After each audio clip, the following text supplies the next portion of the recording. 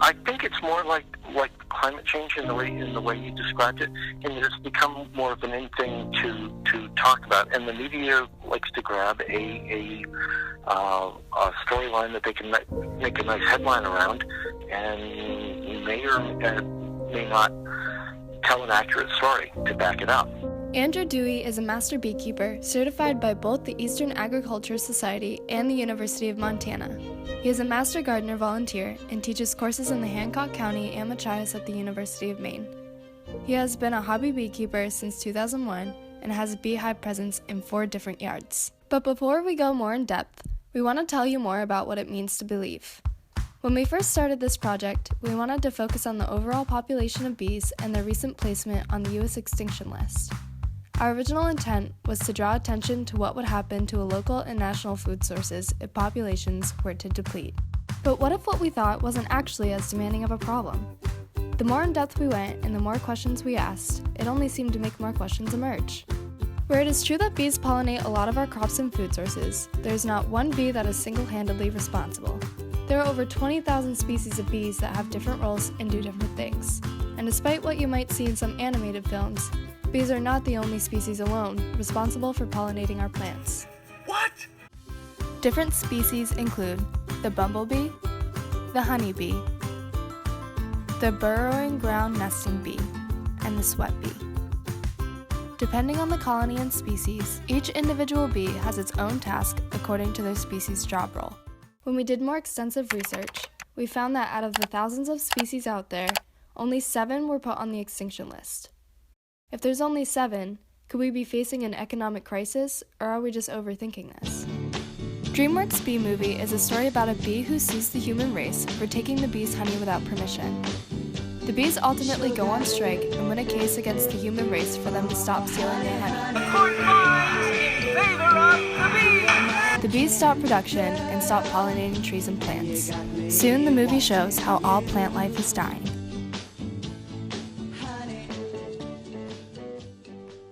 We turned to bee expert Andrew Dewey to understand a little bit more about this.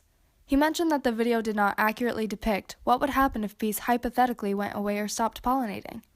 Andrew stated that honeybees are far from the only pollinators. In some flower stalks, bees don't necessarily reach the nectar, which is where other pollinators, such as ants, come in. He mentioned that a lot of trees and plants have evolved for a particular insect to pollinate it. Where we know that there are a lot of different breeds, honeybees are one of Maine's most prevalent bee species and live in the largest colonies. Andrew also stated that the movie shows a false portrayal of what types of bees work in the hive. Honeybee occupations break down into 3 different groups: the worker bees, the drones, and the queen bees. The movie depicts that most males handle bee pollination, where in actuality, worker bees are female. Male bees are called drones and do not have stingers and do not gather nectar or pollen. A drone's primary role is to mate with a fertile queen. The old queen leaves with a portion of the hive while those that stay behind continue their work with a newly born queen. Because of this process, bees are always reproducing. So should we really be worrying about this as much as we are? Or are there still consequences that we can encounter? Honeybees are one of the few bee species that convert nectar into honey in sufficient amounts for human consumption. Since 1990, managed honeybee populations have decreased by 25% due to the ravages of parasitic mites that were unintentionally introduced. Other causes, such as pesticide misuse, further reduced their numbers. We talked to expert beekeeper Frank Drummond, who has been working with honeybees since he was 12 years old, which is around 50 years. He does research on the conservation of native bees, as well as pollination of wild blueberries, apples, and squashes. On average, native bees, which there are about 276 different species in the state of Maine, contribute anywhere from 10 to up to 50% of the pollination needs. And pollination is directly related to the yield. And honeybees quite often make up the rest. So honeybees are rented, they're brought into the state, and Maine brings in the second most number of colonies in the United States, just second to California, that that brings in 1 million colonies. For almonds in Maine, we bring in 85,000 colonies to pollinate wild blueberry. And so if you think on average that native wild bees make up about 30% of the pollination requirements in wild blueberry, then honeybees make up about 70%, so they make up the rest.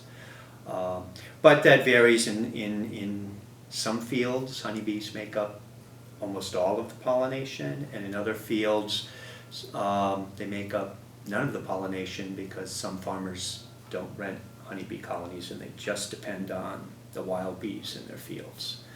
It's a little more, don't really know as much with the other crops, but for sure honeybees are brought in to pollinate apples, and there they contribute to about anywhere from 30 to 50% of the pollination requirements of apples. In crops like tomatoes and squashes, honeybees make up a lot smaller percentage. For most farms, they'll make up maybe 10% of the pollination needs, but some farms that have their own honeybees or rent them, it would make up quite a bit higher percentage. So we know that there has been a decline in the honeybee populations, but it's not because they're having trouble reproducing.